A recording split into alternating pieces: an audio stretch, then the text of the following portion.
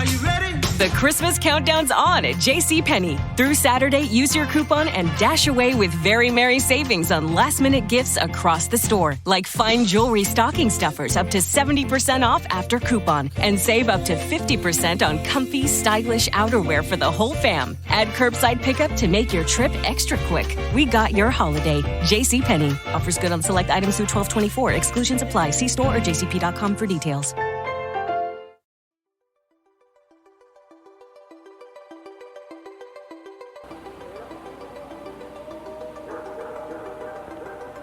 And it listened to me.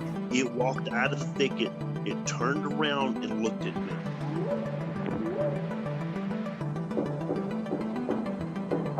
They looked up, and in this tree, there was a monkey man. And the monkey man jumped down out of the tree and started running away.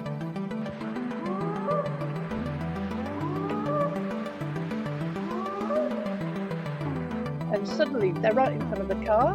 He slams on the brakes and manages to stop, and he's skidding because it's like quite, gravelly.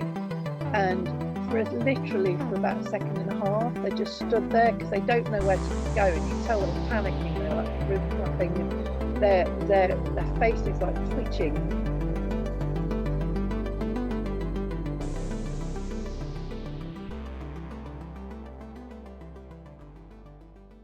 Welcome back to Bigfoot Society, a podcast where we focus on cryptids, the strange, and the unexplained of this world. If you've got a story or something weird to share, send an email over to me at bigfootsociety@gmail.com. And if you'd like to support this show, head on over to patreon.com/the Bigfoot Society. And now, on with the show. All right, Bigfoot Society, we've got the pleasure of having Mr. Marc Myrsell back on the podcast for round 2. It has been a while since I've been able to have you on the podcast, but I was able to meet you in person down at CryptidCon. That was awesome. It's good to see you again, Marc. How's it going? Thanks, Jeremiah. That was a distinct pleasure. The CryptidCon in Kentucky was my first time sort of like east of the Rockies for a conference. And so I think you and I discussed this. It was kind of odd where there were a few friends there who I had met before, but there were a lot of friends, like electronic friends on Facebook and otherwise that I corresponded with. And it was great to meet them too. And I remember I was rounding around in the lobby getting my 20th cup of coffee, and you were just checking in, and you have that Jeremiah look of your glasses, and you were just checking in at the front desk. It's like, oh, geez, there's Jeremiah. Dang. The feeling was mutual, Marc. I was like, oh my goodness, he's a lot taller than I expected. That's what you said. Yeah, I'm usually sitting down in most of my pictures. There you go. But no, dang, it was excellent to catch up with you and a lot of people at the conference. But I gotta brag about you a little bit, if I may. Yeah, sure. Hanging out with you for the weekend. You and I have discussed stuff over Messenger, trading ideas and everything. Mm-hmm. But seeing you in person was a trip because of course I've been on your podcast. We've talked. I've seen you interviewing other guests. But hanging out with you, I got to say, one thing that you really have going for you, besides your sexy radio voice, is that you're practically a cop. You're practically an investigative report, a cop, or an investigative reporter, because it's like someone in the crowd asks a question. Oh yeah, just hanging around. Or you ask a question and you just sit back and you listen and you listen and you listen. If you think of a question, you'll ask that question and just let people talk. And you're really, really good at that because you have an ear. You have an ear for listening, and everything that's going on databasing upstairs. You have a really, really good interview skill, a really good cop skill to really get facts out of people, I should say. And that's the first thing I came home from Kentucky It's like, man, you should have seen Jeremiah, man. You just sit back. You just sit back and let people talk, and you're taking it all in. I was very impressed. Thank you. That actually means a lot. I've tried to learn that from a few different people that I look up to, the importance of listening, taking things in, and learning to ask the right question. And there's so many times. So the thing, listeners, if you're not sure if you should go to a conference like cryptidcon, you really should, because of, not just like the speaking was amazing, but the opportunities to hang out with people in a group that will probably never be able to hang out again and talk about stuff that is weird is amazing. And if you're there, you have to make that stuff happen. And that alone was worth everything for me going down to Kentucky, being able to hang out with, Mark and Alex and Eli, Scott, all those guys. There are tons of people in that group that were awesome. But let's get back to the interview, Mark. So Sorry. You're good. That was awesome. If people haven't heard the first interview, I want to make sure that they know a little bit of. So you've got a lot of interesting things going on, Mark, that are really cool. On the one hand, you're a surveyor. Yeah, a land surveyor. Yep. On the other hand, you own a aquarium in the Pacific Northwest in Washington, which that alone is awesome. Right. I often tell people, yeah, hey, I have an aquarium. That's great. Is it 10 gallons, 20 gallons? No. I have zero idea about how many gallons I have. The aquarium that my family and I own and run was built in 1957. It's like one of those holdovers from this giant ball of string run by a mom and pop attraction out here in the Southwest Washington coast. And so we have 20 tanks, and it's been a mom and pop operation since 1957. And we are the number 6th or 7th owners, I think. And we live upstairs and above our aquarium, and we've been renovating it since 2009 and bringing it back to life. So wow. Yeah, we also run an aquarium. Which that alone, that could be. That's a whole story by itself. What's the main thing? What's the main thing people come to the aquarium to see? Is there a main attraction? Well, yeah. Besides that weirdo guy out in Westport and Grays Harbor County, Washington, he was like the Bigfoot guy. They talk. I get a lot. I get a lot of Bigfoot stories. But the odd thing is that up until, let's see, 2004, we're kind of getting off the subject, but up until 2004, you used to be able to come into the aquarium and feed live harbor seals. Really? Here at the aquarium, yeah, where live harbor seals were kept here. And people haven't been here in 20 years, but they still expect live harbor seals to be here that you can feed. And that's one of our main requests that we get a lot. Can I still feed the seals? No, they left like a super long time ago. So just, again, we're getting off the subject, but you can edit this out. One of the things that we've done since we picked it up is that we've strongly gotten involved with a program through the federal government, the NOAA National Marine Fisheries West Coast Marine Mammal Stranding Network. And the way we got involved is that people would show up at the aquarium. There's a baby seal on the beach and it's dying. And what do? Well, we didn't know what to do at the time. So we got involved in the stranding network. And the stranding network through NOAA and National Marine Fisheries is where volunteers, including us, go out and we take a look at the animal, alive or dead, and make the best assessment possible for the best outcome possible. If the animal is live, we try to keep all the football games and all the frisbee games away. leave it alone. Just, wait for mom to come back, wait for it to return to the water under its own power. If it's dead, we'll help with the exam with our biologists. And at times, we have the opportunity through a permit in order to take the animal and re-articulate its skeleton for outreach and education at the aquarium. So that's how it's kind of been transitioned, to give you the long answer to your question. Hey, I want to feed the seals. Well, no, you can't feed the seals anymore, but you can check out all the cool stuff we do for marine mammals here at the aquarium. So yeah, on top of all that, I just finished re-articulating a 39-foot gray whale skeleton. Just wow! So anyway, that's my long answer. How do you figure out how to do that, Mark? Are you just like looking it up on YouTube, or like you just kind of figure it out as you go along, or? Well, yeah, I don't know anything. I didn't grow up as a hunter. I didn't grow up as a farmer.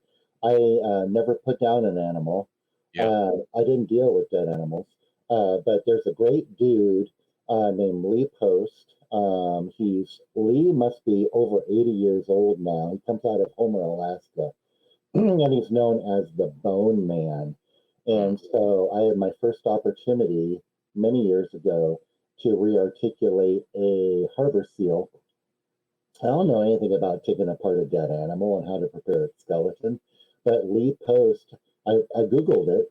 There it was, 1999, the Bone Man Lee Post. It was about 80 pages, and it was just this, how to re-articulate something for $20, to figure out how to do it. And it was like skeletal re-articulation for dummies. Anyway, Lee Post is great. And he has this whole series of books, how to re-articulate a moose, how to re-articulate a seal, how to re-articulate a whale, how to re-articulate a bird, or anything. So I just bought his first book, and it was earn while you learn kind of thing. So that's how that started and that's how I re-articulated a really, really big whale. That's crazy. So anyways. Westport Aquarium in Westport, Washington, right? Westport, Washington, yeah. That's right. Perfect. So you've got that going on. We've already talked about the surveying, where you're going all over the place. And then the other side of Marc Myrsell that most people may know if they're listening to this podcast is that you have made quite the name for yourself as regards to Bigfoot history. Before we, I don't think in my other interview I took the time to kind of step back a little bit, though. And I want to know, what was maybe I did ask, but what was there must have been a situation or something where younger Mark just became fascinated with Bigfoot, Sasquatch. What was that? We did talk about it. Okay. But let me reiterate. Thank you. I think it was circumstantial.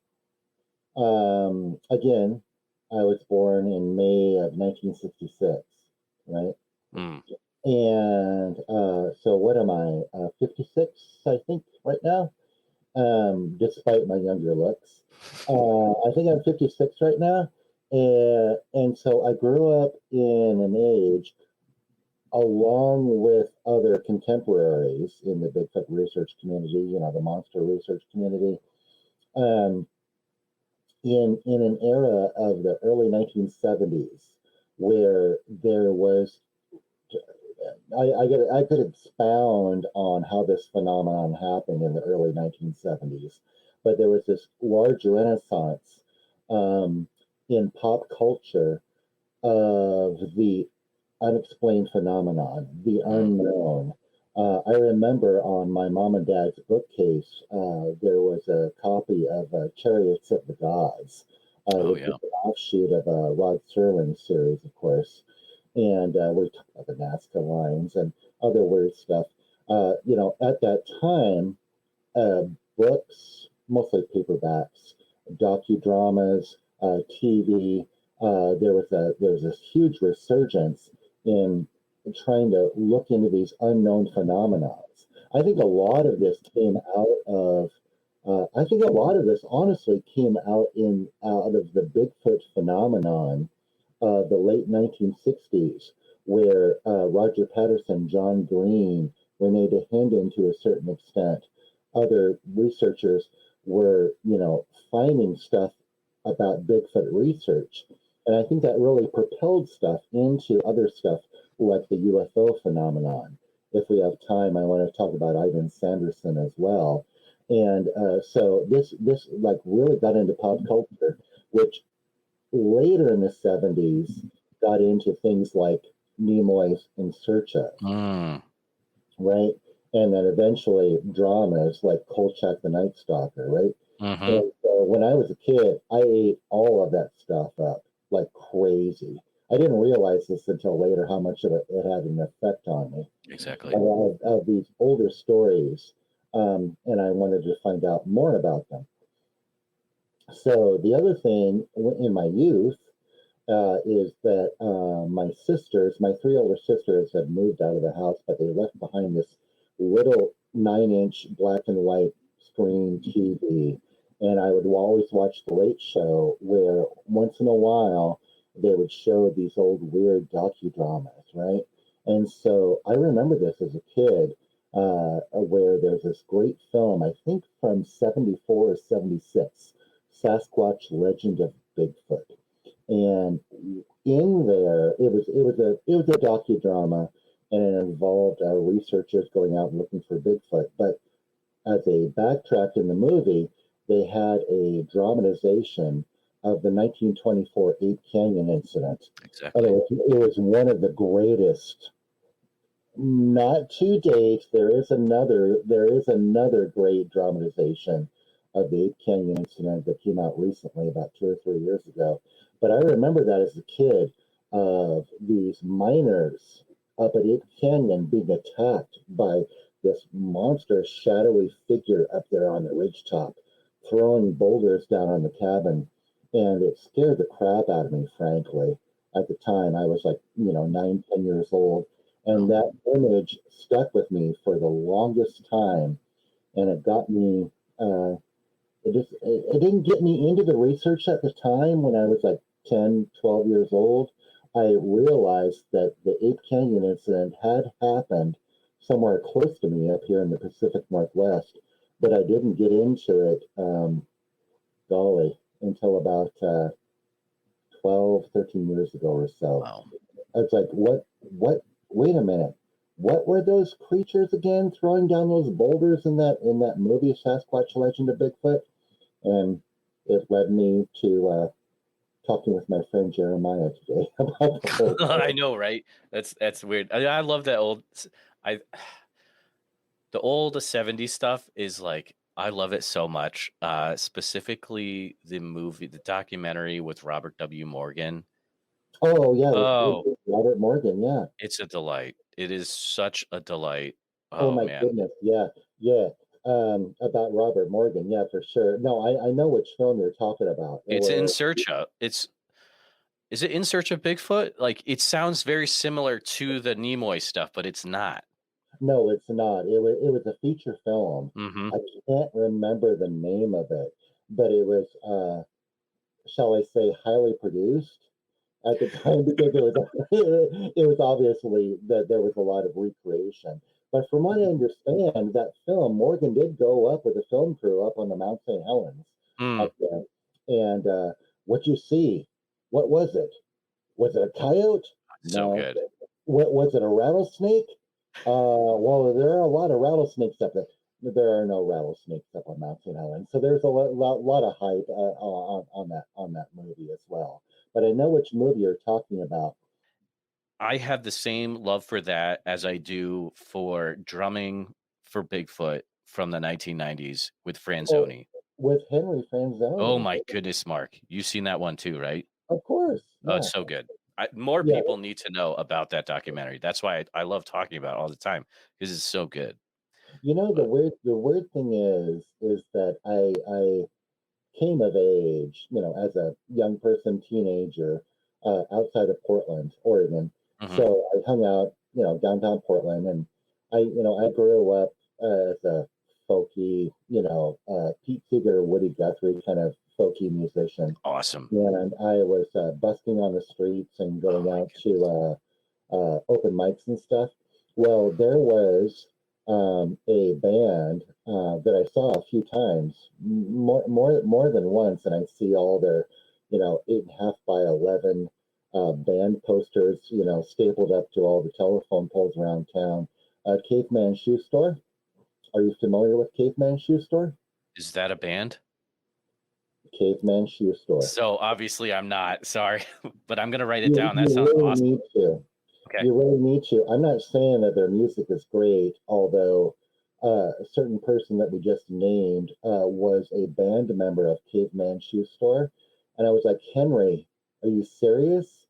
I saw Henry Franzoni when I was 17, 18, 19 years old.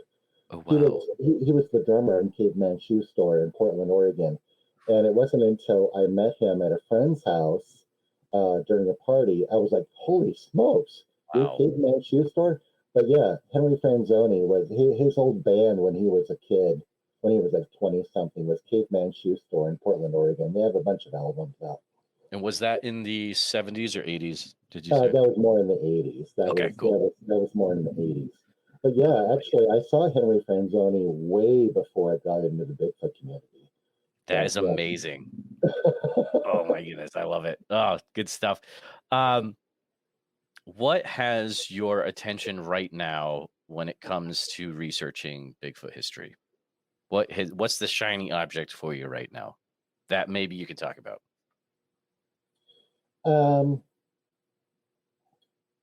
Well, I'm hot on a bunch of projects. Okay. That I'm willing to talk about. I'm not like censoring my words or anything. Okay. But let me just blather on for a little bit. Let's do it. Yeah. Have I ever discussed with you the Dennis Morrisette files in Grace Harbor County? I know my listeners are going to be like, yes, dummy, you did. Let me tell you about Dennis Morrisette. Please tell me about it. I have weird memories sometimes, Mark. I apologize, but go for it, please. Me too. Dennis Morrisette was a Grace Harbor County sheriff for a long number of years here in Grace Harbor County. Grace Harbor County is in the southwest corner, almost the southwest corner of Washington. Okay. Dennis Morrisette, this is in late 70s through the 80s, and I think that he retired in the early 90s. Sheriff Morrisette got the Bigfoot bug. He had gotten reports of a number of encounters around Grace Harbor. He had responded to some himself. It got to a point where it was so interesting, and there were so many numerous reports that, according to legend, not so much legend, but according to legend, he authorized his deputies during working time to respond to 911 calls that they got of this large hairy man out in the woods, or pounding on someone's house or looking through their windows or whatever. And he authorized deputies to go out and respond.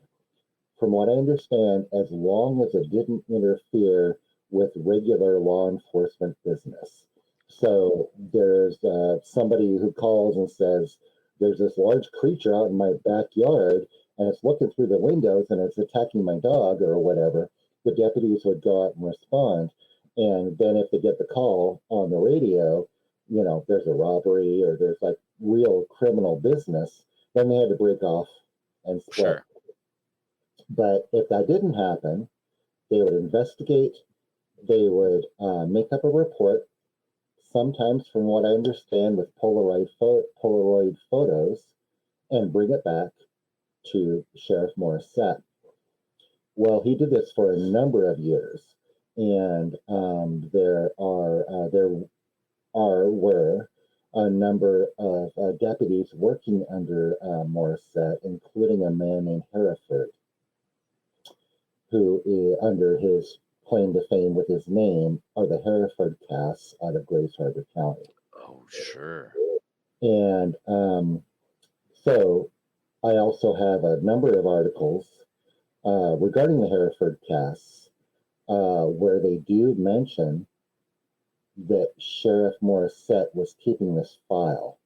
This file allegedly is in the vicinity of like an inch to 2 inches thick. Okay.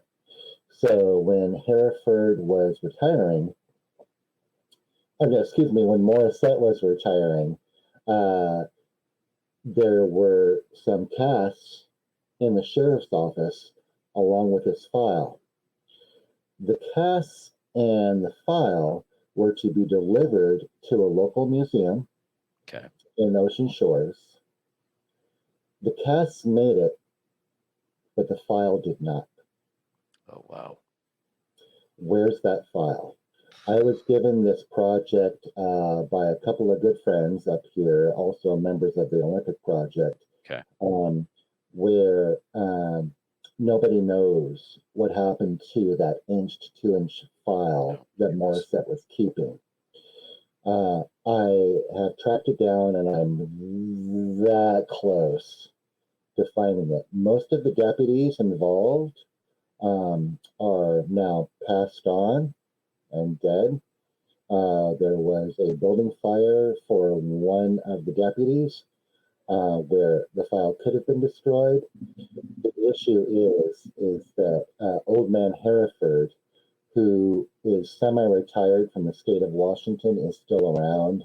He's my last bet to track down. I've called every single museum in the entire region. I've called state archives. I've called national archives. Nobody knows anything about it. But Hereford is still alive, and he is probably my last bet of tracking down the Morrisette file. Have you met? If we track down this Morrisette file, it'll be gold. Wow. It'll be an entire history of Sasquatch activity that's been reported on by deputy sheriffs for a decade. Wow. Do you know where Hereford is? Yes. Wow. I'll call him tomorrow. Oh, you're calling him tomorrow? I need to get up the courage because a friend said he doesn't want to talk about it. It's something that happened many years ago, many decades ago, and he doesn't want to talk about it. But someone's got to talk to him about it because that file's out there somewhere. So the way I see it is I would recommend you do it. You got a 50-50 chance. Or if you don't do it at all, there's 100% chance that it'll never be found. 100%. You got a 50-50 chance though if you try to call him though. Exactly. That's the thing about everything in life. I think it was Groucho Marx or Woody Allen. The famous quote is that 99% of life is just showing up. All you gotta do is just show up, make that call, knock on someone's door. That's 99% of life. If you don't do it, like you said, that's 0% chance. It's gonna be gone. When you get that lead, again, I'm always beating the dead horse. When you get that lead, pursue that lead. Do not let it go. Pursue that lead because a year from now, someone's going to be dead and everything's going to be lost because their son and daughter threw it away in the trash or whatever. Oh, absolutely. Because everyone's not super weird like we are. And, non-Bigfoot people are looking at this like folder of like, what are all these old clippings and writings? This is just whatever. Get out of here, and it's in Goodwill or something. They might as well be like old tax returns or something. Yeah, exactly. Yeah, exactly. Yeah. But to us, it's priceless, Right, so. Exactly. And that's the whole point. That's the whole point of culture, honestly, to expound philosophical. I really believe that there's only like a 0.1% of every generation that keeps culture going, whether it be like my weirdos who make bagpipes for a living, or my weirdo friends who are into Bigfoot research. It's just it's this tiny, tiny percentile of people that keep culture going in a civilization every time. And it's just knocking on doors and making the phone call, right? Well, and like to talk about, so like when I was researching 1970s Bigfoot in Iowa, I gotta think real quick. Okay, so about what's public, what's not.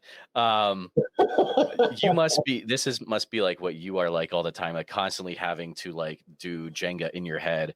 But it's like, so you got to think about it, because like some of these guys, they haven't talked about Bigfoot since the 70s, and then you get like some random dude like calling them out of nowhere like 40 years later, and they're like, how did you track me down? You know, like that's got to like blow your mind as a person, to have someone like track you down about something you were into like 40 years ago just because of some little phrase on the internet. That's nuts, Mark. You asked me what I'm into. Yeah. I gotta tell you, this is not a dead project. Okay. I did that. Golly, what was it? It was over a year ago. When in the Bigfoot community, we have the horsemen, right? Right. John Green, DeHenden, all this stuff. Yep. And they were basically the first that took Bigfoot research incredibly seriously, right? But unfortunately, they were the first. And so putting their name out, because John Green was, running a newspaper, in Harrison Springs and stuff, so he got a name for himself as the Bigfoot guy. And then with Patterson, DeHenden made a name for himself. Byrne certainly made a name for himself. All these people started like throwing all these stories at them. Every day these guys must have been like picking up the phone, like, oh, I have a story for you. They were incredibly inundated with all of these reports. And they were just like, single guys. I mean, Byrne had some people working for him, and John Green had, I think, maybe a person working for them, but these were just guys going out and looking for Bigfoot. Well, they certainly couldn't handle all of these reports. I think, in my opinion, John Green was one of the best just to like write down 2 sentences of a report that he got and stick it in the file. And so those early 1970s books that Green published did have a fairly good compendium of those reports, but they didn't have time to look into it. They were super busy because they were getting like whatever 50 reports a month or whatever. So there was this next generation that I think that the horsemen truly inspired.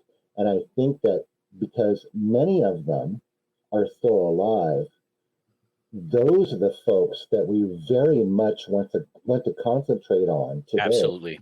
You and me, Jeremiah. Absolutely. Folks like John Andrews, Larry Lund, right? Those are the people, like, they were a little bit younger than John Green and those guys, and these guys are still alive. I just spoke with Larry Lund for the first time over the phone about 3 weeks ago or so. Well, maybe like 6 or 8 weeks ago, and it turns out he lives like pretty close to my house in Vancouver. Really? So I have a meeting set up with him. But my point being, one of them who is sort of like I don't want to say an unsung hero, but he was of that Larry Lund, John Andrews generation. And he was highly active in research in the early 60s, the 70s, the 80s. The guy's name was Richard Grover. Oh, that sounds familiar. I think. Richard Grover was highlighted in some of the early conferences. And he was a known guy. He wasn't like a star or anything, but a lot of people knew who Grover was.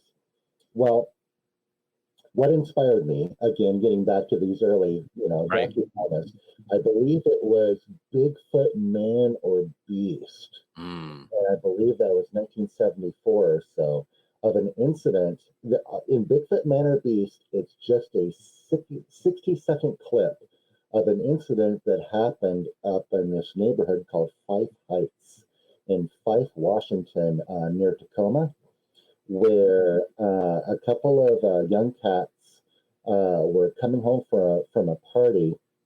I believe it was Saturday night, and it's a residential neighborhood on this road, and up to the right, it's all residential houses, but off to the left, there's a steep drop off that goes down into a creek. When you pull up to this one intersection, these two guys see at the stop sign there's this creature that its head tops over the top of the post. The creature takes a 2 or 3 strides across the street to go down into the canyon, down to the creek, like 200 feet below. It grabs a left-hand yield sign, bends the sign, and leaves scratch marks on the Really? back of the sign. I saw that when I was a kid, and in all these years, I've been like, what happened to that sign? Well, and so in Bigfoot Man or Beast, Richard Grover responded immediately in 1969. He ended up going down to the street department, actually acquiring this sign, this bent sign with the scratch marks on the back of it, and keeping it. So, what happened to that sign? What happened to Richard Grover? I was able to interview Grover about a year and a half ago. Unfortunately, Grover passed a few months ago. But I talked with Grover, golly, for over an hour over the phone. I was also able to track down one of the original witnesses who was there in the car at 2 a.m, to try to figure out what happened, also what happened to this sign. This sign is nearly lost, but I'm not calling it lost because I do have a lead on trying to track down this sign from Bigfoot Man or Beast of this Fife Heights. Wow. Fife Heights incident. So my point being is a two points. You gotta track this stuff down as soon as you find out about it, and also I hate to call Larry Lund and John Andrews old timers, or myself an old timer, or David Ellis an old timer, but you have to get these people online right now to get their story down, because they're Absolutely. wealth of information. They're a wealth of information. I think about that constantly because it's like, even though there's a generation where, yes, you can get the interview still, but it is extremely hard. The chances of you getting that interview, Peter Byrne, probably not going to happen. Robert W. Morgan, unfortunately, health-wise, it's not going to happen. But you're right. And Lund, is he in 70s, late 60s? Mm-hmm. Yeah. That's the generation that needs to be focused on right now. And these guys would have. No, go ahead. That was my hard part about Dick Grover. Is because he was in Las Vegas at the time when I talked to him. Oh, wow. And he went on and on about Bigfoot, his history, and its history in researching Bigfoot, how it kind of hit the skids, where he called it the curse of Bigfoot. And that was part of why the sign, as well as all of his files, all of his cassette recordings were lost. Was he called it the curse of Bigfoot? Really? Where, according to Grover, he and his wife got into a screaming match argument one night, and about how much time he was spending researching Bigfoot, and she was pissed about it. She was very angry about how much time he was spending about it. And he was like, fine, I'll show you. And he took everything, yarded it out of the office, and threw it in the front yard. Mm. and there it sat forever. Yeah, until Oh my removed. goodness.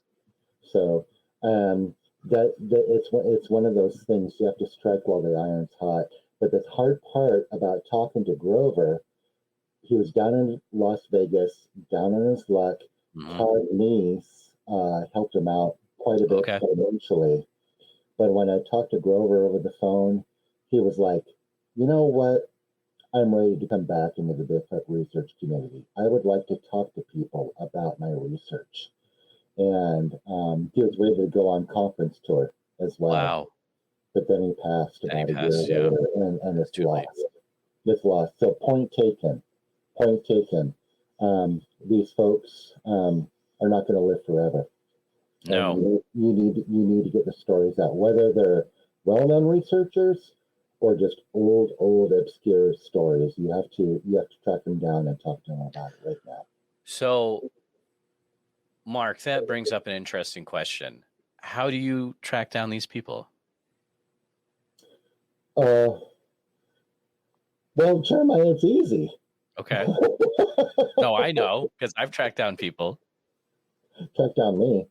That's not just you. Okay. Let me give you one example All right. and a little. Let me give you one example and a little bit of a plug. About Ape Canyon. Okay. When you think about 1924 and the Ape Canyon attack, and actually the Ape Canyon incident actually took place between 1918 and 1924. The youngest of all the Ape Canyon miners was a guy named Leroy Perry Smith. And he was not involved early on in trying to find gold up on Mount St. Helens in 1918. He was like 14, 15 years old at the time. But in 1924, he was there in 1924.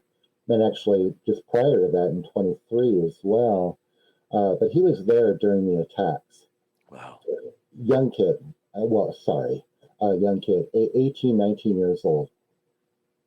Well, he one thing he was quoted in the newspapers in 1924 after all these horrific events was that I don't know what happened to me. I'm paraphrasing. I don't know what happened to me, but I know that I never want to have anything to do with it ever again. Oh my goodness. And that's what he was quoted as. And where he saw this creature more than the other guys did, the other Ape Canyon miners. He saw this creature many, many times and shot at it, right? He was freaked out about it. And at the end of the day, for all those years until he died in 1975, he never said a word.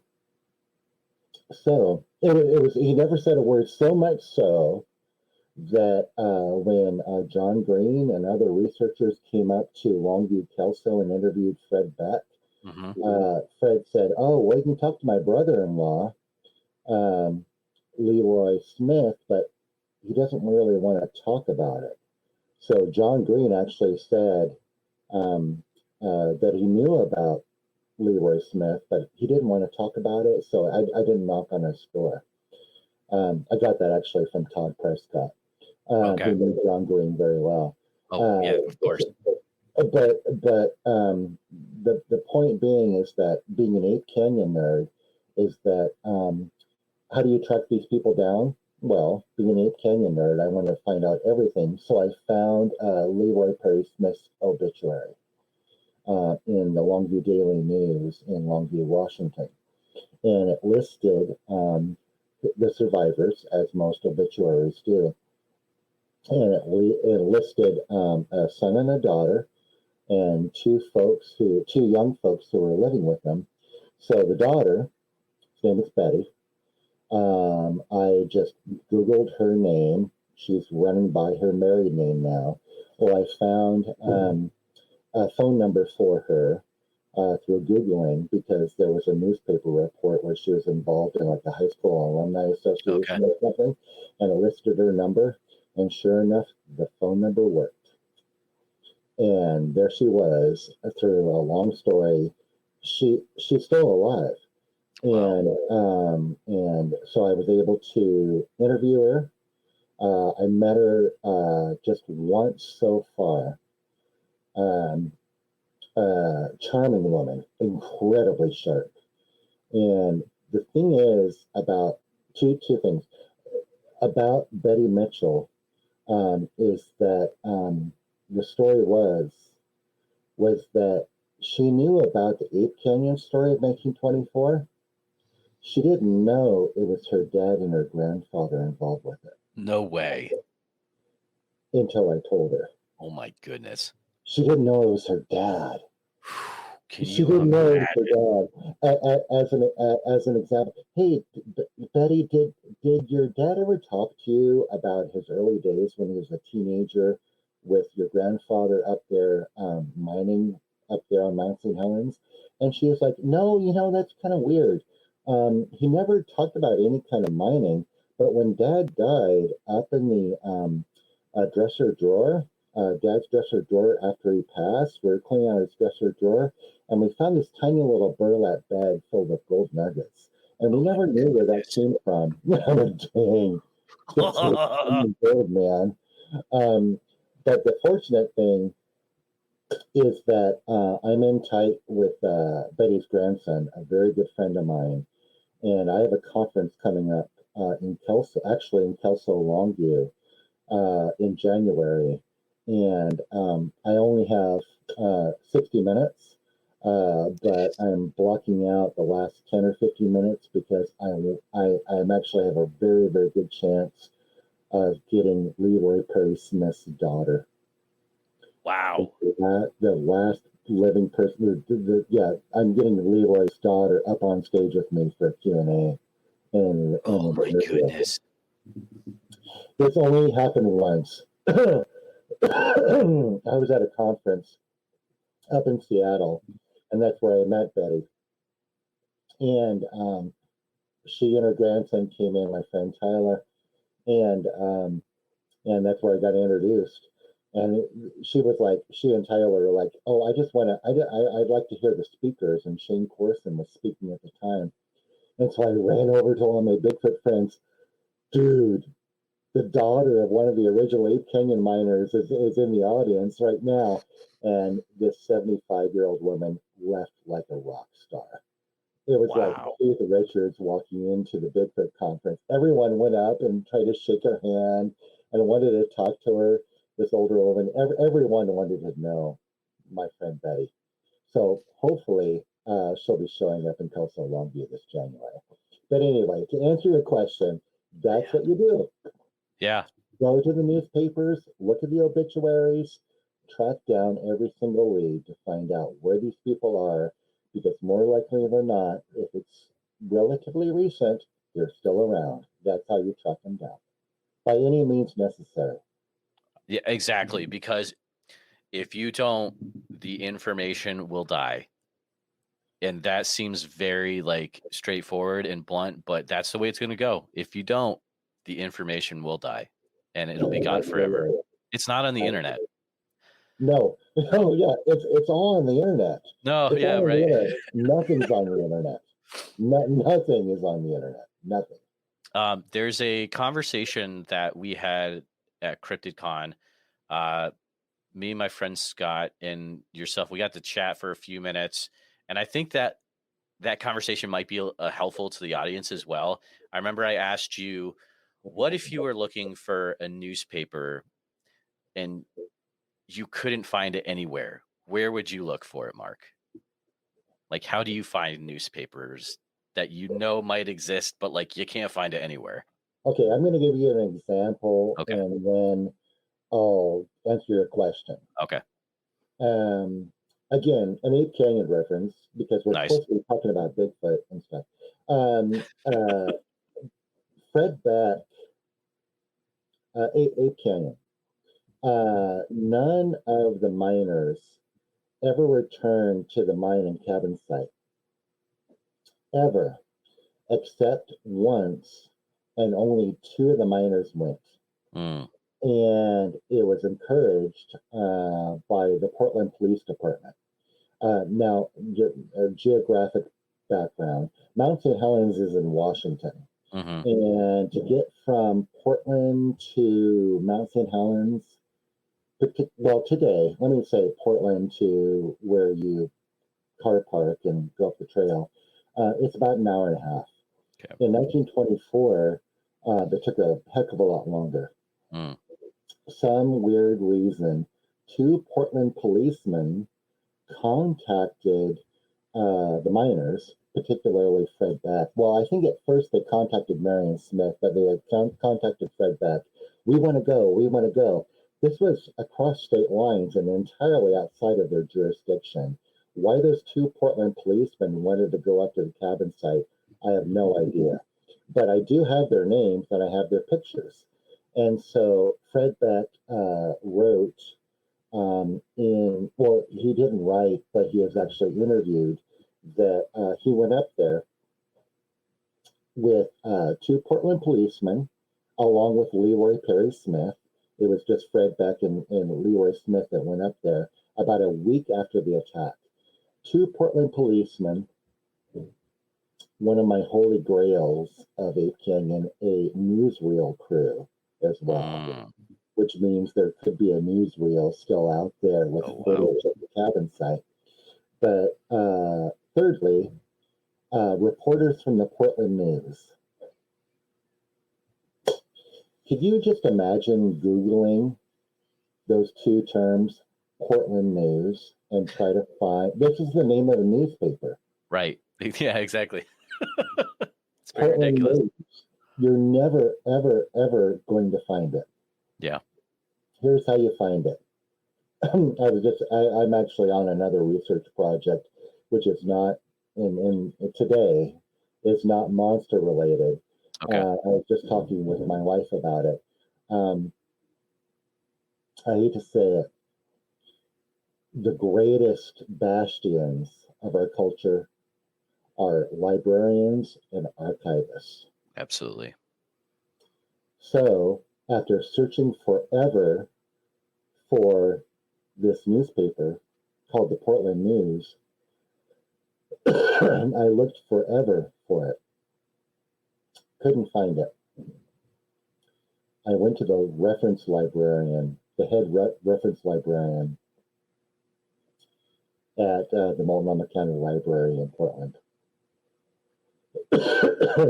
Oh, shoot. Margaret's out to lunch right now. She'll be back in about an hour. You know, didn't Margaret have that weird 3-ring binder up on her shelf with all these old newspaper references? Where is that? So all these reference librarians were scouring Margaret's office and couldn't find it.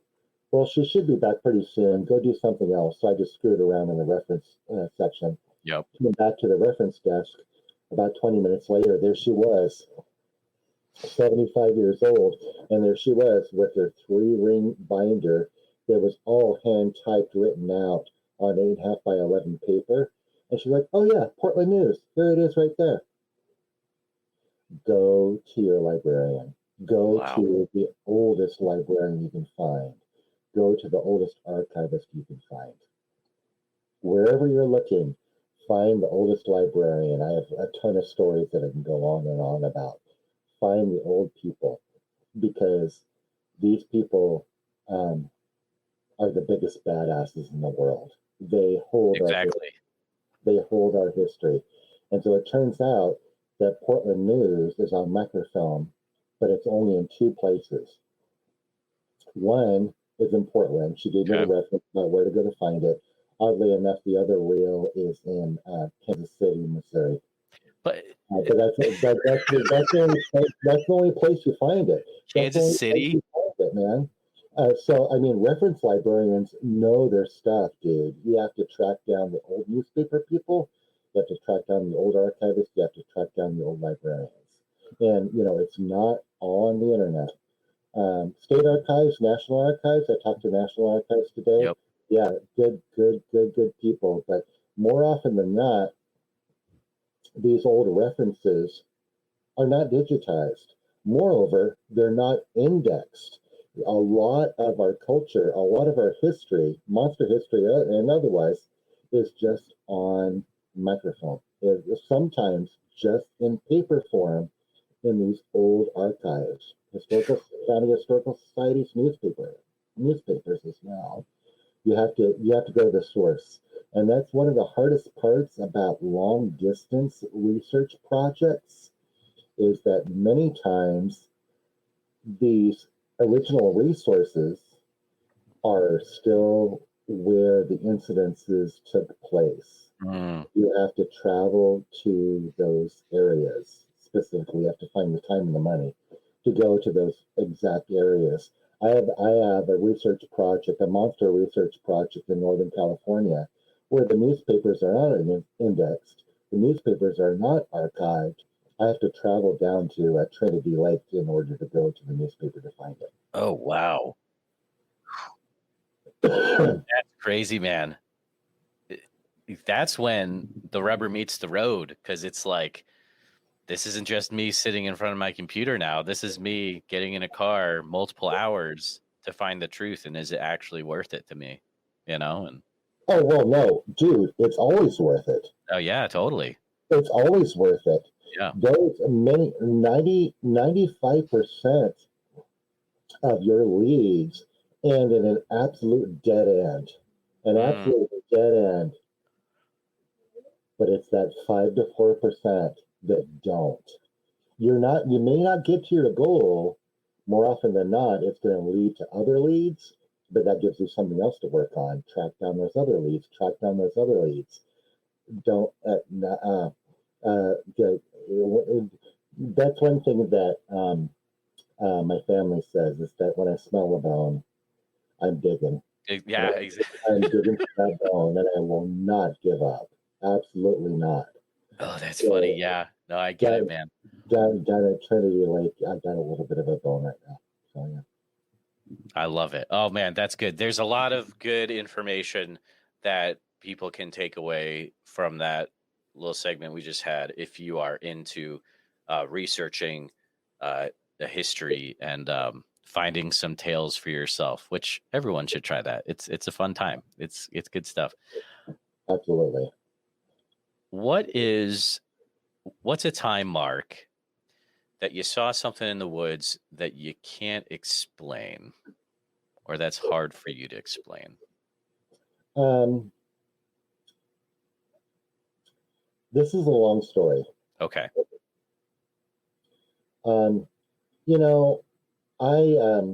I grew up with my family, obviously, and my longtime heritage for hundreds of years is Irish Catholic. And I didn't grow up. I went to mass twice, but I didn't really even grow up Catholic. But I grew up Irish Catholic culturally, and everyone says, Mark, I asked you a yes or no question. Could you stop talking to answer your question? Because it takes you forever to answer your stupid question. Because it does take me like 20 minutes. Because, Jeremiah, you asked me a question. Don't you want to find out the full details? No, totally. Yeah. Yeah. So what you're talking about is down in Southwest Oregon, in Curry County, Oregon.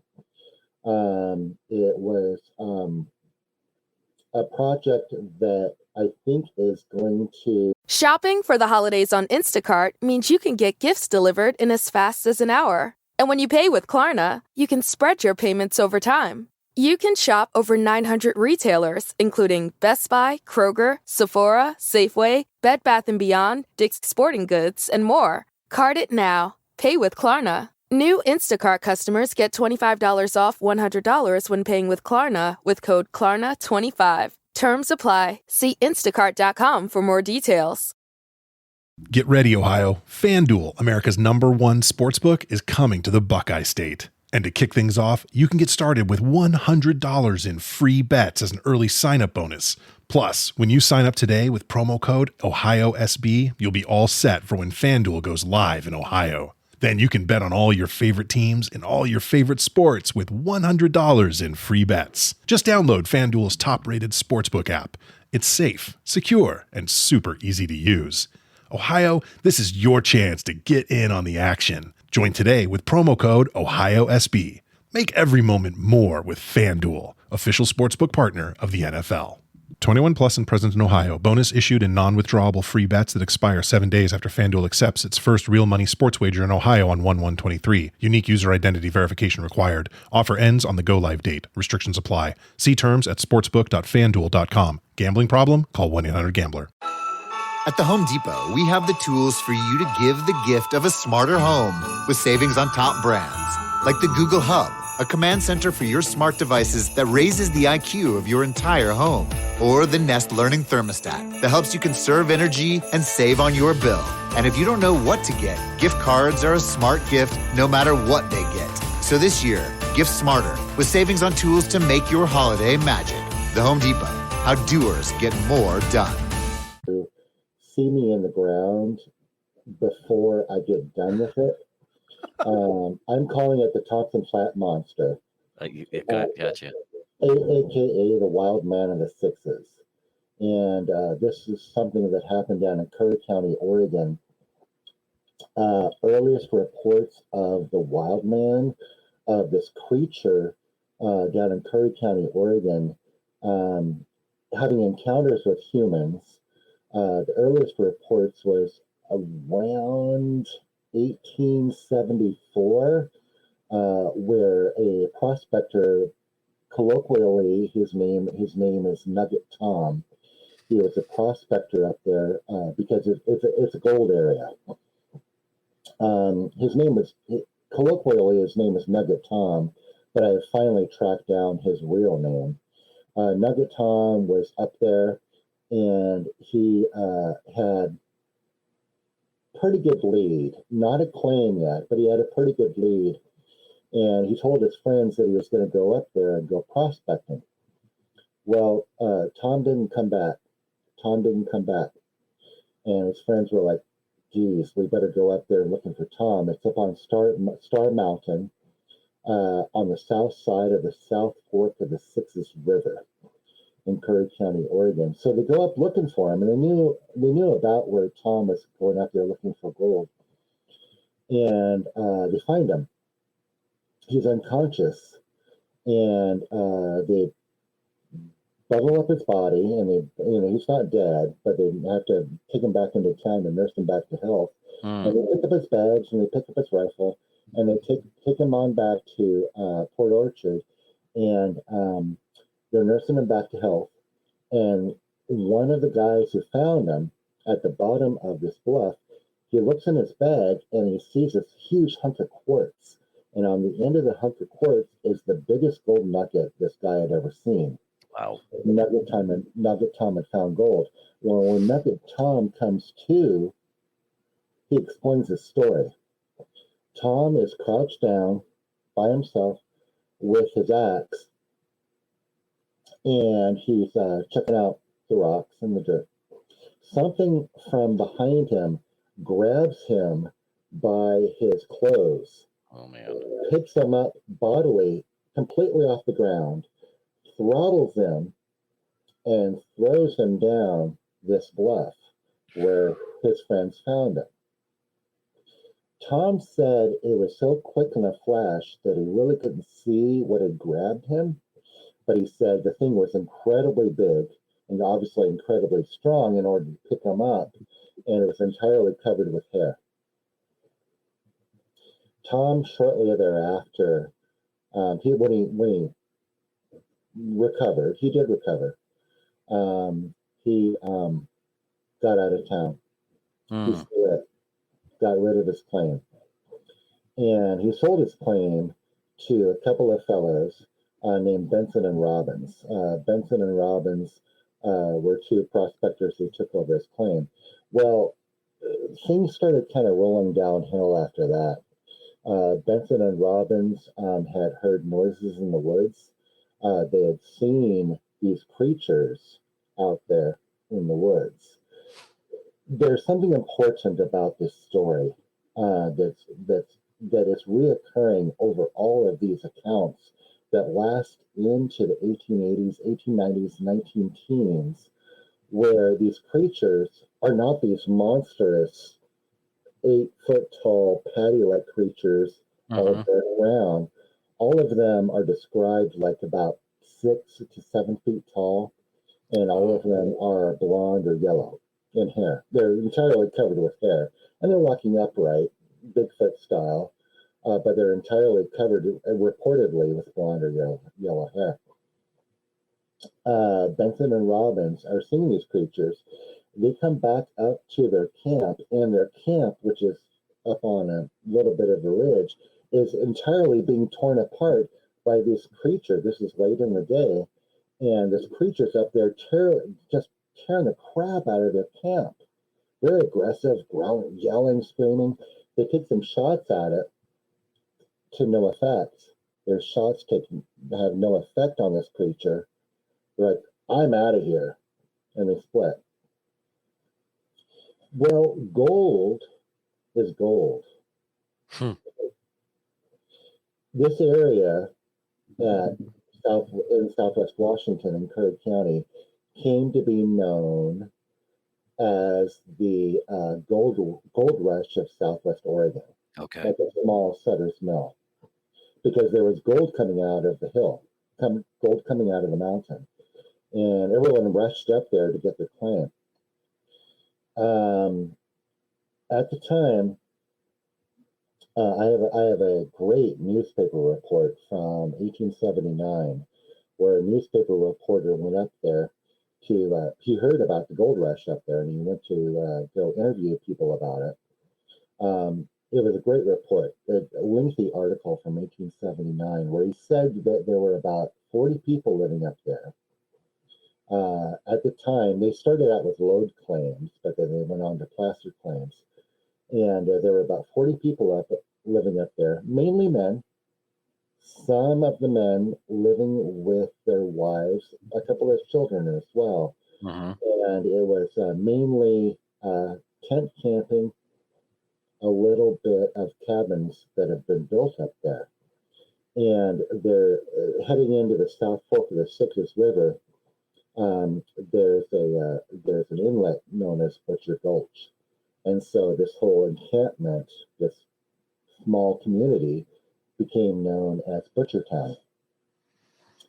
And so the issue is that, well, what was going on is that all these people were not working like one claim. They were working individual claims. Their individual, like, own placer locations.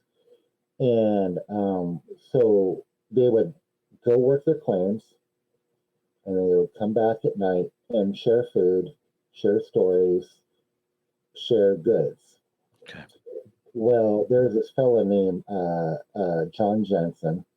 With his name, he is probably Swedish, Nordic, Jan Jensen. And where's John? Where's John? Well, we better go knock on his cabin or check in his tent, and he's not there. And so they go up and let's go up to his claim.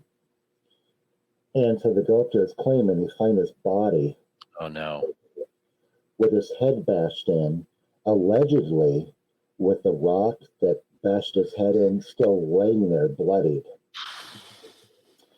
This was a period of about 18 months where 4 of the miners showed up dead during this whole series of incredibly aggressive encounters with this large hair-covered beast up there. Jeez. So the next one is McClone. McClone is missing. They go up there, and they find McClone next to his location, with his body beaten to a pulp, completely beaten to a pulp, where all of his bones are broken, right? Oh, man. So the next one is a fellow named Thomas Johnson. The next one is another fellow, his name is Mike Madigan. One by one, each one of these miners are found with their heads bashed in or their bodies beaten to a pulp. This is way out in the National Forest. This is a very, very remote area. We were able to locate the burial ground because they didn't haul them back up 10 miles back up to town. They just buried them right there. We were able to find where these bodies were buried. Right? Wow. In a small little burial plot on the National Forest. And so it keeps on going. Where the report was with Mike Madigan just before he died. He was known as the huntsman, going out there and finding meat for Butchertown. He goes out with his 2 dogs. Up there on the hillside, he sees this large hair-covered creature Okay. up on top of the hill. One of his dogs takes off to attack the creature. Madigan starts firing shots into the creature to no effect. The creature grabs his dog, throttles him, beats him up, throws him down the road. Before Madigan can stop him, his next dog takes off. The creature is killing his dog. Madigan shoots him again and splits. The bullets are having no effect on him at all.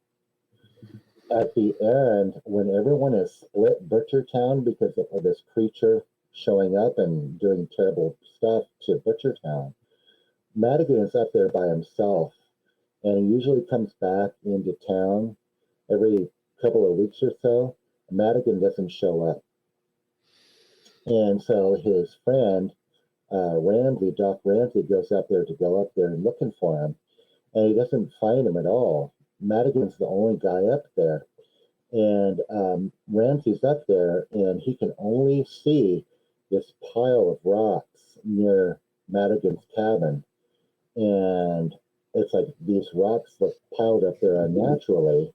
He pulls the rocks away, and sure enough, there's a partially decomposed body inside this pile of rocks. Ramsey said he knew it was Madigan because of his sidearm and his knife that was still on his belt. So we have 4 people up there killed by unknown means with a perp who has been known to have aggressive behavior up there circa 1890. Okay? So then what got me into this story was up there at Thompson Flat. Mind you, to give you a geography of Thompson Flat is like that. No, it's like that. It's incredibly steep going down. It's like the mini Rockies heading down to the South Fork of the Sixes River. There are just a few flats, I mean, very limited flats down there. At Thompson Flat, there was a claim owner who his sons built a cabin up there to work the claim. In 1904, it's called the Harrison Cabin. Ben Harrison Sr. had the claim. Ben Harrison Jr. and Bob Harrison, the brother, built a cabin up there. And so there was a fellow named Ward who was up there in 1904 with a partner named Burlington, who was working the claim for Harrison. And one night, the cabin gets attacked and beaten on. 1904. This is one thing that tripped me out, is if the gold mine, a cabin that's getting attacked, but it wasn't Ape Canyon, and it was 20 years prior. That's weird, yeah. Right? And so the cabin's getting attacked. Ward and Burlington bust out of there, and there's this huge creature up there, and they take shots into the creature, and the creature turns around and goes back down over the ledge. About a week later, Ward is there again with the 2 Harrison boys, Ben Jr. and Bob, and this time they're ready. The cabin gets attacked again. They open the door, and sure enough, there's this big creature. They take shots into it. They turn around. The creature turns around and goes back into the woods. So this whole story really intrigued me about all these dead bodies, all these dead miners, with the Harrison cabin getting attacked in 1904. So I really got into it, about 8 years ago or so, started researching it. Fortunately, about a year and a half ago, a good friend of mine very, very much encouraged me because he wanted to do a documentary on the whole Thompson Flat Monster incident. We went up there, and it was a good film research trip. We, documented a lot of the historical sites and everything. But the good thing is that we found the Harrison cabin. We were able to verify the Harrison cabin through a very strange set of circumstances, which I can go on and on about. But we were able to find the Harrison cabin from 1904. The weird thing is that this is something that should not have happened to me, frankly. I was just up there for a fun trip to help with the film project and do my nerdy historical research stuff, right? After 15 minutes, I'm going to answer your question now. There were two PAs, Gordon and Jameson, along with the folks who were helping us out, Kim Christensen, who's a local person and has her own research project up there, which is really, really cool. It doesn't have anything to do with monsters, but it's right up there. It's more geologic. Also, I was up there with James Fay, Bobo, along with Rowdy Kelly. And we're all done. This is November before last. And we're all done. Came up out of the bottom. Okay, let's pack up camp. Let's get out of here. The two PAs, production assistants from Northern California, Gordon and Jameson. Okay, goodbye. They get in their car and they split back to Northern California. About half an hour later, Kim, who lives about 10, 20 miles south, I'm going to go home. Okay. All that Bobo and Rowdy had to do was park the quads back up in the trailer. And so we're all going to meet back down at the highway. And Rowdy and Bobo and I are all going to meet down at the highway because that's where we're going to get reception, internet reception, because we have more filming work to do the next day. So we have to figure out, where we're going to eat and where we're going to stay and everything. And so, okay, fine. Gordon and Jameson have already split, and Kim has already left. And it's like, okay, I'm going to meet you, Bobo and Rowdy, down at the highway. And I'm going to go. So I know you guys are like 5 or 10 minutes behind me, whatever. So I take off in my car down the road, little Forest Service road. It's about, Forest Service road-wise, it's about 20 miles back down to Highway 101. I go down about 4 or 5 miles, and there's Kim parked along in her Subaru Forester, parked along the side of the road. I'm like, are you okay? And she's like, oh, yeah. I'm just checking out maps to a trail to a lake where she had activity before. I'm like, okay. So I keep on going. Hit gas. It's about 5:30 or so on a November night, afternoon. It's dark because it's autumn. And it's also a national forest, large trees. It's very dark. And I'm in my crappy Honda Odyssey, and I drive like an old lady. I drive like 25 miles an hour. And this Forest Service road is like about a lane and a half. And I'm driving with my brights on. As I'm driving, after I say goodbye to Kim, about a mile or two behind me, I can occasionally see her headlights behind me. And I'm going through the curves, through the trees. And so I go around a curve, and in front of me, there's a slight incline, about 5 to 7%-ish. I can see about 200 or 300 feet in front of me before the road crests and goes downhill. And I go around a curve, and right there in front of me, like 200 or 300 feet in front of me, there is something dashing around, playing around in the middle of the Forest Service road. Wow. I got to tell you, Jeremiah, this is about 5 to 6 seconds of my life that totally screwed me up. And I'm not kidding you. I tell friends, maybe I told you, this is something that happens to other people. I'm just the academic historical research guy. This is something that, what if Dr. Jeff Meldrum came out with this story? It's like, this should not have happened to me. There is something that has come, let me do my hands again.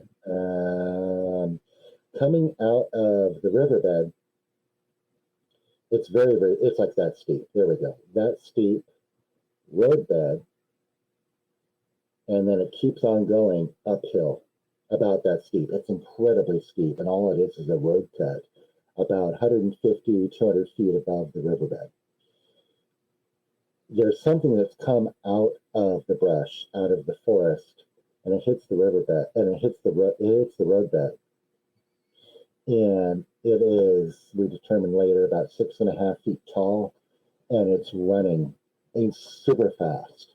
Mm-hmm. And my first thoughts is that who the hell isn't playing in the dark on the National Forest Service road? My next second reaction is that why is this person wearing a fireman's outfit? Why is it wearing a road flagger's outfit? Because I realized later, because what I saw was dark beige, light beige, dark yellow. It looked like a fireman's outfit. Oh, wow. With, the sleeves coming down, big bulky arms, big bulky legs. It was all bulky. And its actions that I can't reiterate enough is that when we are set up with this paradigm of what Bigfoot is supposed to look like, what do we think of? Patty, the Roger Rabbit film. Long swinging arms, looking back. That's not the way it moved. It moved like the way an insect moves. It moved. Really? It moved so jerkily and so quickly. It was incredibly, incredibly fast. It was in a jogger's motion, running like a jogger's, like a runner's arms. Yep. And it was just hauling it. It was just moving so quickly in a scampering motion. I was like, what the hell is that? It briefly faced the car. I pulled off the gas, but I didn't hit the brakes. I was slowly approaching it. Mm-hmm. It approached the car, and I realized later, I got back to a place where I could sketch this immediately about 11 o'clock that night. It hit the center line of the road, and then briefly did that, and then kept on going. When it did that and looked down, immediately from a crouching position out of the brush came a second one. From a crouching position to a standing position. Oh, man. Again, shorter than the first one. Okay. Maybe about that half a foot. Again, dirty yellow beige. And it was hauling it. They were both crossing the road. By the time the first one hit the edge of the gravel, the second one had caught up to it. Bam. Up the hill.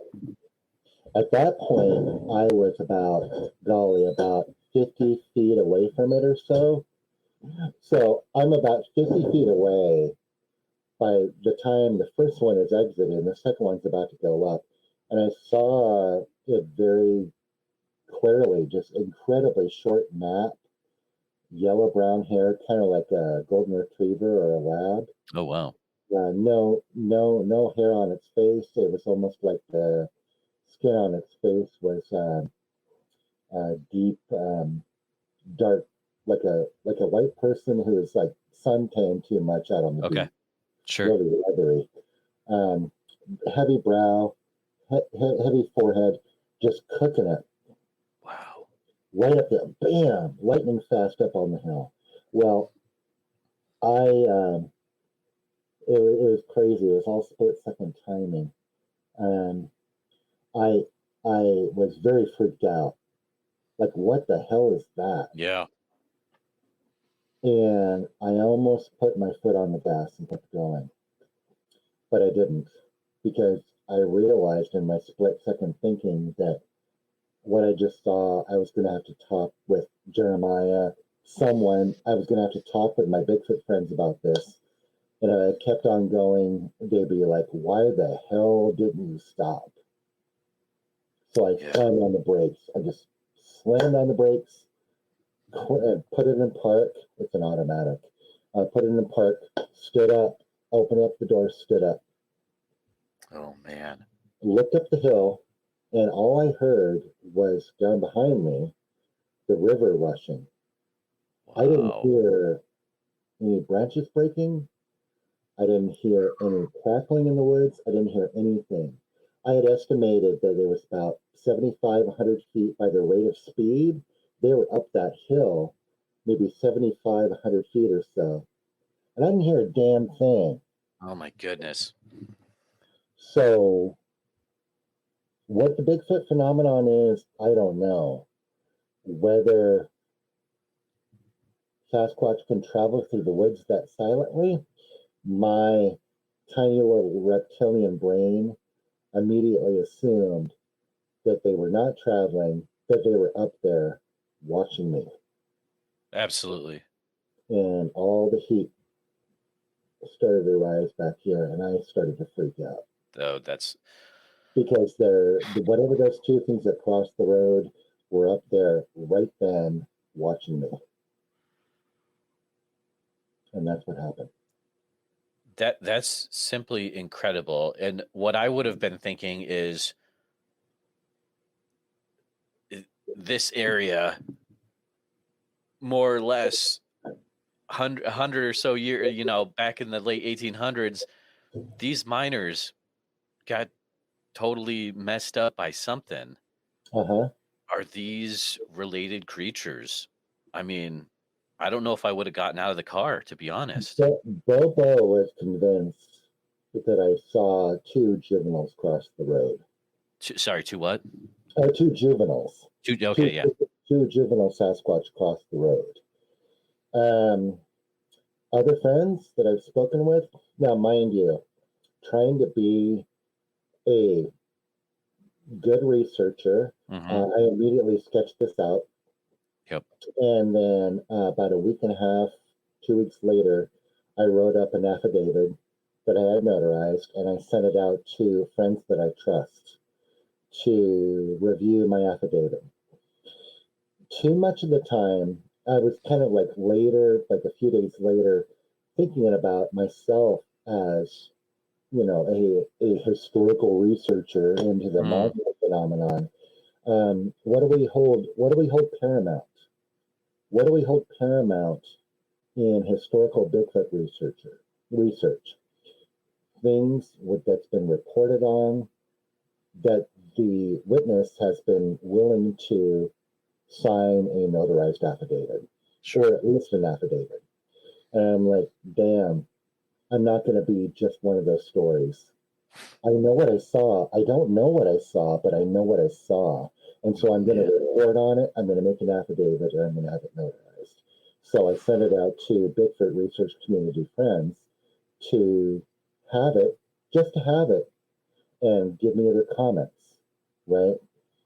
And so since then, other friends have said, well, you could have very well have seen the descendants of those creatures out there who met with the miners.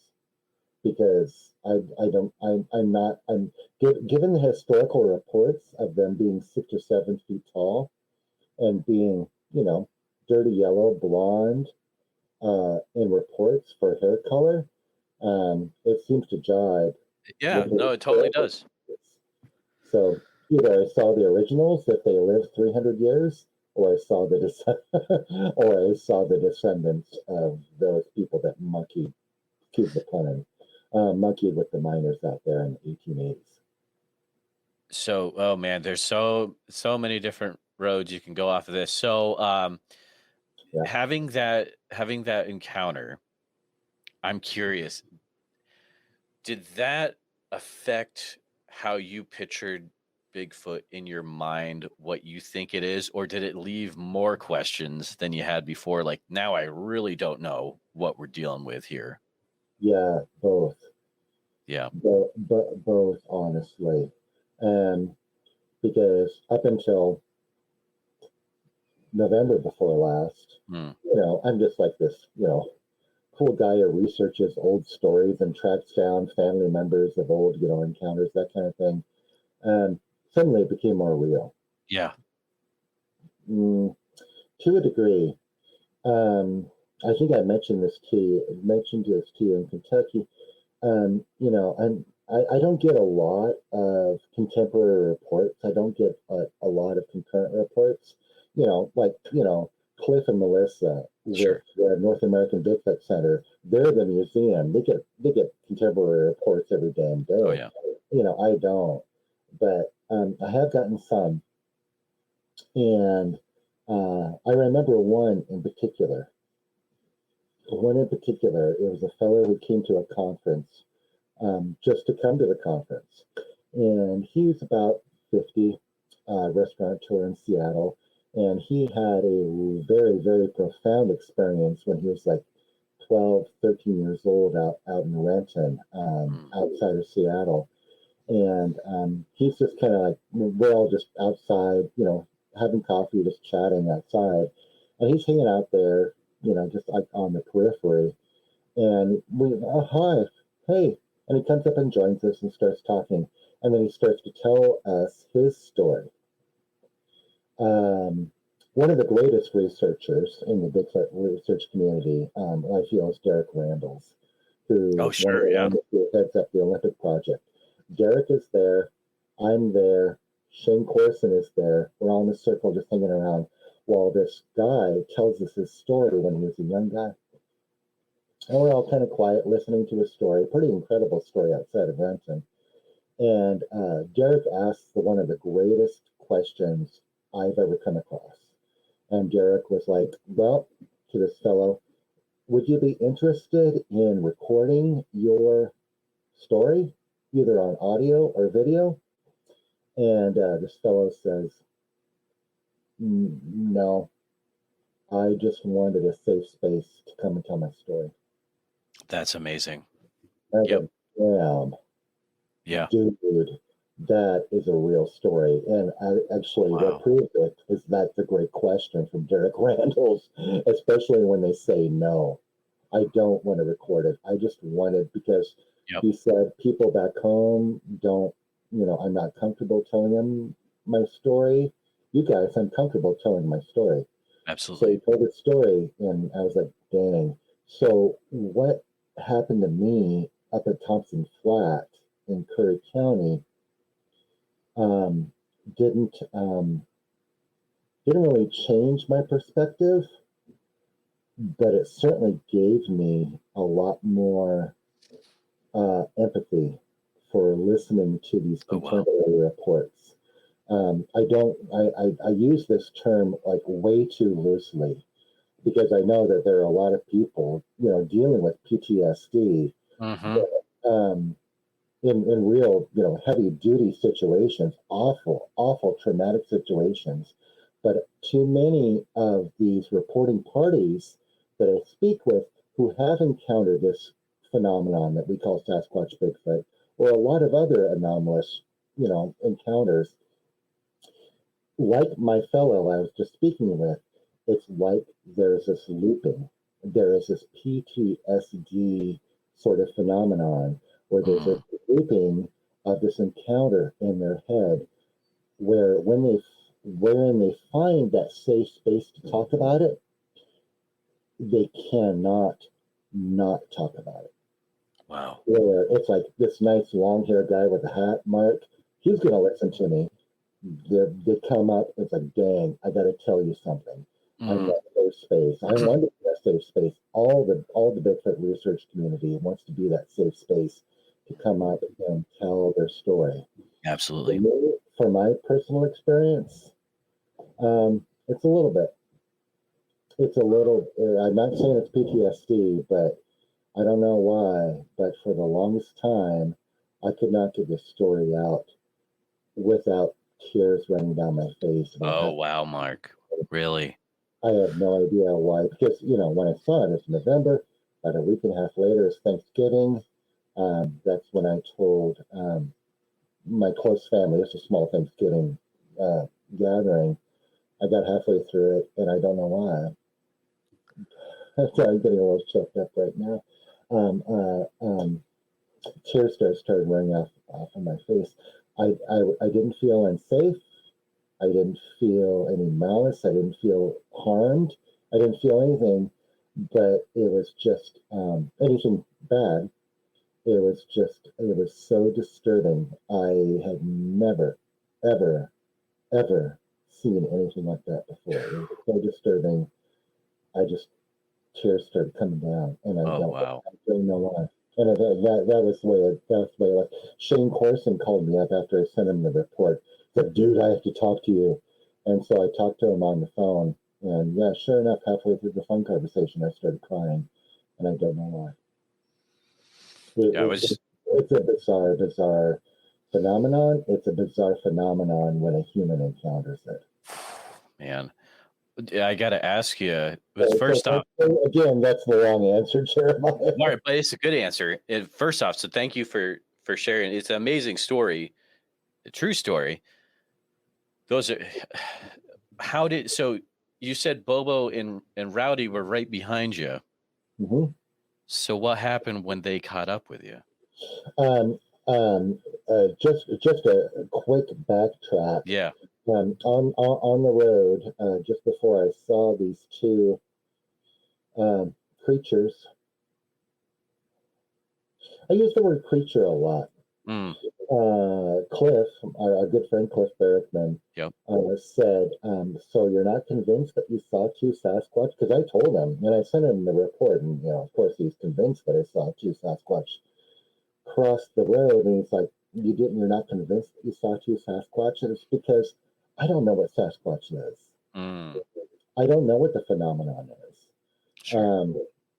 I don't mean to keep beating this to death, but I'm just a historical guy. Right. People who come to me with the North American wood ape, sure, I'll listen to your research, and there's a lot of good research out there, and I'll listen to you. Other people, interdimensional portal being, that it doesn't have a lot of evidence behind it, but I'm still going to listen to your story, right? Because I feel like we as humans, myself in particular, I don't have the tools in my toolbox to come up with any kind of empirical evidence before I'm dead about what this Sasquatch phenomenon truly is. Okay. All I'm doing is just doing the research that I love to do, the historical research, and document the crap out of it so that 2, 3, 20 generations from now, it'll be like, oh yeah, Marc Myrsell did all this historical research, and they can put that in their toolbox. Exactly. Yeah. No, that's so cool.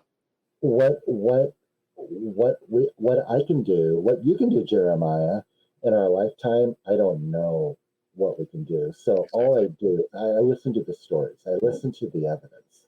I listen, and mind you, stories are evidence. First-hand accounts, second-hand accounts, third-hand accounts is parole evidence. It is true stories that could be put into the evidence record, right?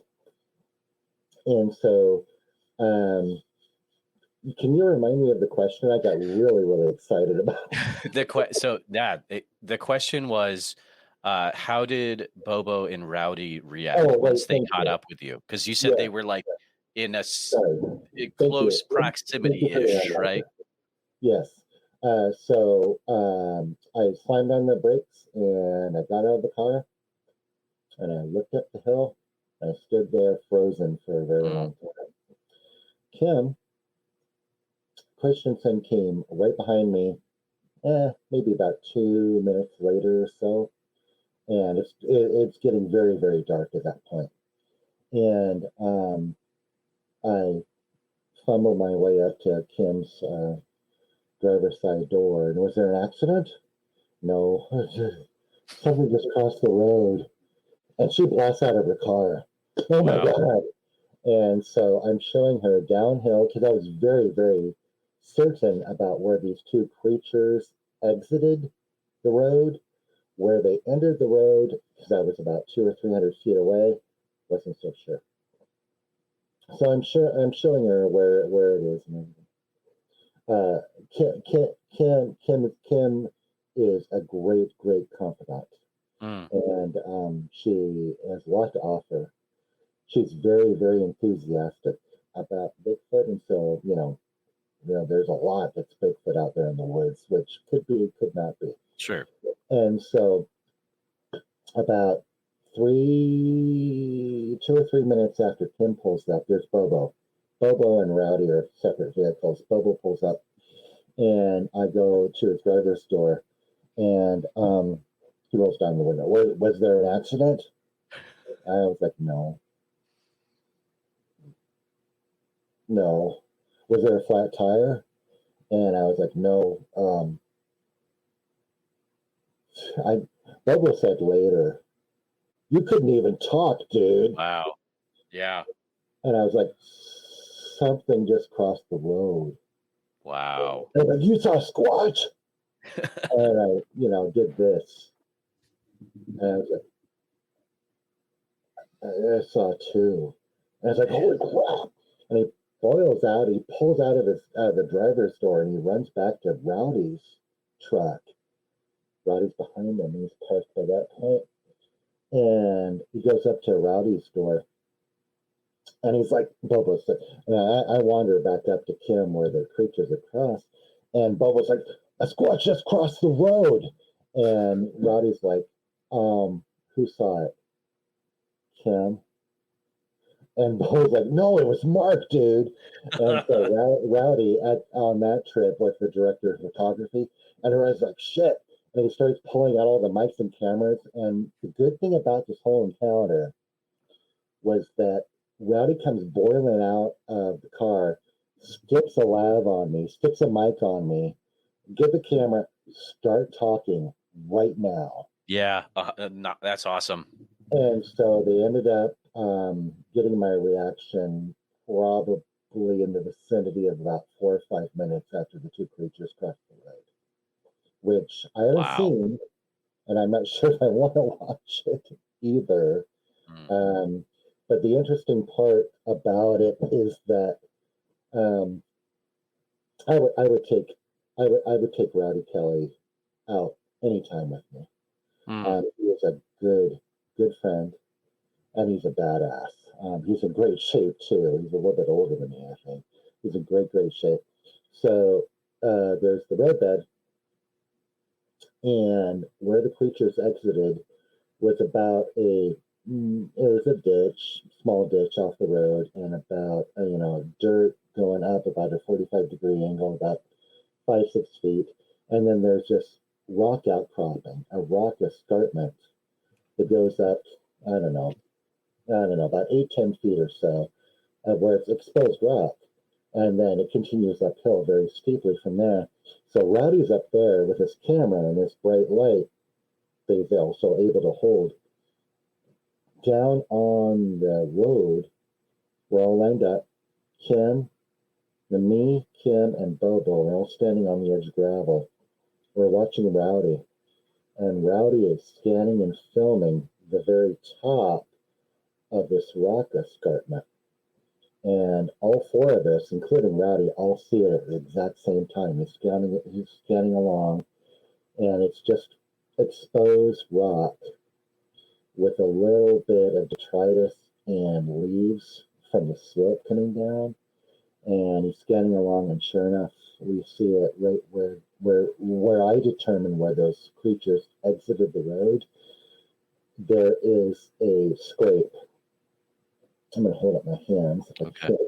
About that big. It's about 6-8 inches wide, and it's just straight down where the moss and the leaves have a fresh scrape. Oh, no way. Straight down at the very top where it's going uphill, as if something was trying to gain uphill, and a appendage slip, a foot or a hand or whatever you want to call it, slipped about 8 inches wide where it slipped, and the scrape was just like brand new. Oh my goodness. It had just happened and then went up. The next day, about 2 p.m, Bobo and Rowdy and I, after some filming at a newspaper office in Morrisette, went back up there, and we made our way up above the rock, escarpment, up into the trees, up into the woods, and we found some impressions. Nothing I was just going to ask you. Nothing enough to cast. Rowdy did find one that could have been toes, maybe not, but again, nothing to cast. But there was something monkeying around up there, and there's messing around up there, elk, deer, whatever. But there were some impressions up there. Then the following May, last May, when we filmed up there, we had some weird noises, some weird encounters up there as well. So. In the same area, you had some animal. Yeah, absolutely. Actually, the odd thing is like right where Kim had parked her car, just before I saw these creatures, where she had parked her car into a lake basin down below, where she and a partner at the time were basically escorted out by a band of something. And we during that time in May, we had knocks and whoops and something crossing the road and some growls up there. So there's heavy activity. The weird thing, Jeremiah, is that this whole Thompson Flat Monster project has basically sent me from being just the historical physical evidence research guy into something's going on up there on the South Fork of the Sixes River. And I'm tending to going into the concurrent research guy because something's going on up there. Oh my goodness. Did you guys did you have an audio recorder going at that time? You did? Yeah. Did you capture stuff? Yes. Oh, no way. Yeah. Oh, wow. Pretty fun. This is last May for our second trip up there, down this logging road that overlooks the lake. I'm trying to do this with my hands. Lake and a ridge coming up from the lake, and another ridge coming up from the lake up to the logging road up above. Kim had been down there on a very, very long hiking trip many years ago, and had something escorting her and her partner along the hiking trail. They make camp, and they get rocks thrown down onto their camp, and a bunch of screaming, yelling, and it's like, let's get the hell out of there. And they got the hell out of there. So we decided to go check it out in the middle of the night, of all places, all times. It was like midnight. And we're down there about midnight. It's dark. Mist and fog are starting to roll in pretty darn hard. And way down there, down at the lake, maybe about 1,000 feet down, Kim and I are like, who's talking down there? We cannot make out any words, but we can hear male voices once in a great while talking. Okay. Like 2 male voices talking down there at the lake. So we go down in the woods and we listen. 3 or 4 minutes later, it sounds like 2 men are having like a wild conversation. Not mad, but it sounds like 2 men talking down there, 1,000 feet downhill, down by the lake. the hell is that? Mm. So we go back up to the road and we tell everyone about it. There's about 5 or 6, 7 of us up there on the road. Down on one ridge, there's a distinctive knock. Wow. Bam. So we go down there. We go down the road, down to where the ridge intercepts the road. We're listening. About 600 feet up the road, where the other ridge intercepts the road, somewhere over there. Whoop!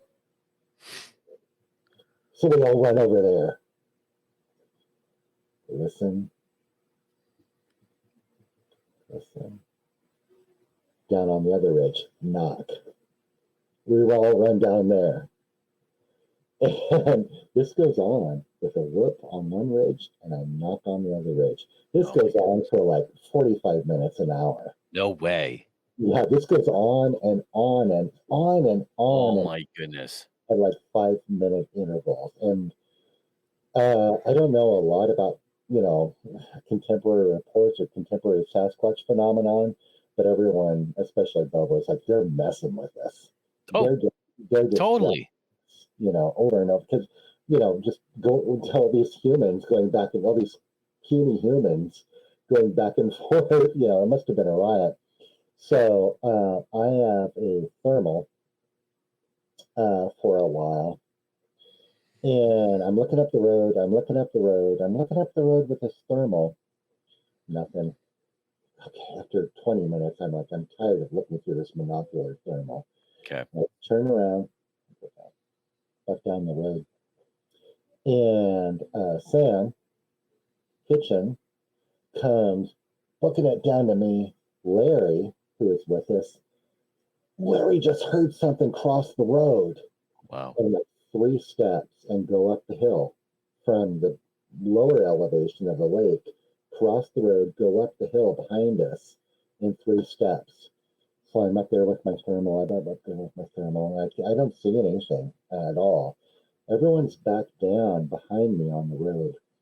And they swear, and this is caught on audio, that up above, just only about 20, 25 feet up above the road on a little ledge, there was this big growl. Wow. And then a brush rush of something shooting back up the hill after the growl. And apparently this is all caught on audio until the film comes out. Dude, that's nuts, man. Isn't it nuts? It's so good. The weird thing is that I only hope that this is caught on film, because I'm standing there like a numbskull out there trying to do Bigfoot research at 1 a.m. and I don't know what I'm doing. And then we all have, we don't have headlights. We don't have headlamps. It's all just green light. I don't have any lights on or anything.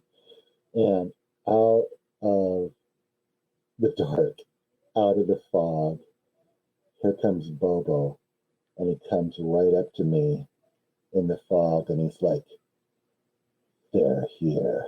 Oh my goodness. Yes. I got goosebumps. I'm like, crap. Dude, if anyone knows, like, they're here. They're here, man. That's so awesome, dude. I hope that's Get me out. Someday, man. Stuff. I just hope I can see stuff like that someday. I mean, that just sounds like amazing footage, and like, who knows? Fingers crossed. But yeah, this whole film project, I got to tell you, I'm still amazed about my whole life. Yeah. I shouldn't be talking to Jeremiah right now. All the big important people should be talking to Jeremiah, but I got Mark, involved. you are the big important person for sure. Okay, good. Yeah. I got involved with this whole, Ape Canyon gig, and it kind of like my, namesake or whatever. I got involved in the Thompson Flat project, I think initially in 2015, 2016 or so. And so from what I understand, talking with Bobes, is that after finding Bigfoot, dissolved, Bobo is moving on to feature-length documentary projects. Sure. And one of the first ones that he picked which is very nice of him, was the Thompson Flat Monster project. And that's what kind of pushed me into this long distance project, into actually making it happen. And from everything that we picked up in the field, the historical stuff that we found, the physical evidence that we found of early Thompson Flat Monster encounters, this film is going to be just a bomber. And I'm excited. It needs to come out. It needs to come out. Dude, okay, so before we're getting... you were right. The 2 hours is going to go quick. It's 9:30, man. We got to go. So you got to get one of those like cameras for your car, especially if you ever go back there. You got to have that set up, man. Who knows? You could have another encounter in that area, but yeah. It's always the case. I've had vocalizations up at Ape Canyon, and our good friend David Ellis, the first thing he said is, "Do you have a recorder?" I was like, "No," and David said, "Of course not. Of course not. You don't have it when it happens." Talk to Shane Court, talk to any of those guys, Chris Spencer, and be like, "Tell me the task cam I need to get, and can you spend 30 minutes with me about?" Like, he spent 30 minutes with me on how to use it, and it was invaluable. Like, Chris Spencer is the nicest dude. Chris gave me the lowdown on the MacGyver audio recorder. Good. With the ammo box and everything for like $25. It's like, yes. I'm deploying that at the Thompson Flat next time I go. Oh, no way. Oh no, I am for sure. Yes, that's awesome, dude. And also, I'm going up to Ape Canyon in July, and I'm going to be doing the same thing. Yes, Mark, that's amazing, dude. Thank you so much for spending a few hours of your night just chatting about Bigfoot and sharing your story. And this has been such an amazing time. Before you go, though, I want to make sure that you have the opportunity. You do have a pamphlet out. Is there anything that you want people to follow to keep up to date, or how can they purchase your Ape Canyon pamphlet, things like that? Jeremiah, I'm becoming an adult in the Bigfoot research community. Okay. I am getting a website that I cannot divulge yet. Okay. Because I haven't bought it. But I'm about to, and maybe you can help me out with that. I'm getting a website. Actually, when you come to conferences, believe it or not, I'm going to have a booth where you can come and talk to me and see some really cool stuff. So I'm at Squatch Fest third week in January in Kelso Longview, and I'm again in Forks, Washington on Memorial Day. Oh yeah. So you can check me out there. Also, yes, I do have my Mountain Devil booklet. I also am producing this very second my Thompson Flat Monster book as well that you can check out, and I'll send you rush copies, Jeremiah, on the Thompson Flat one as well, so you can check that out. Sure. Nice, that's awesome. But mainly, you can just Facebook me, and I'll look up Marc Myrsell on Facebook. Thankfully, it's a very unique name, so there's not a lot of. It's very unique. It's easy to find you. So he's out there, and you can try to. Yeah, exactly. Thank you, Mark, for coming on. Always a pleasure chatting with you, and have a great night, friend. Thanks, Jeremiah. Great time. Thank you for listening to Bigfoot Society. If you like the show, please review and rate it 5 stars on iTunes. Hit the share button and send this episode to all your friends on social media. Subscribe to Bigfoot Society wherever you listen to podcasts. It doesn't cost a thing. Pick up a Bigfoot Society shirt or enamel pin over on our Etsy page, and people will tell you all about their Bigfoot sightings when you wear it. At least that's what people tell us. That's what happens. If you'd like to become an official member of Bigfoot Society with a membership card, a community of like-minded individuals, and extra content each month, then please consider becoming a supporter of the podcast by going to www.patreon.com/The Bigfoot Society. Thanks for listening. Hey, are you ready? The Christmas countdown's on at JCPenney. Through Saturday, use your coupon and dash away with very merry savings on last-minute gifts across the store, like fine jewelry stocking stuffers up to 70% off after coupon, and save up to 50% on comfy, stylish outerwear for the whole fam. Add curbside pickup to make your trip extra quick. We got your holiday. JCPenney. Offers good on select items through 12/24. Exclusions apply. See store or jcp.com for details. At the Home Depot, we have the tools for you to give the gift of a smarter home with savings on top brands, like the Google Hub, a command center for your smart devices that raises the IQ of your entire home, or the Nest Learning Thermostat that helps you conserve energy and save on your bill. And if you don't know what to get, gift cards are a smart gift no matter what they get. So this year, gift smarter with savings on tools to make your holiday magic. The Home Depot, how doers get more done.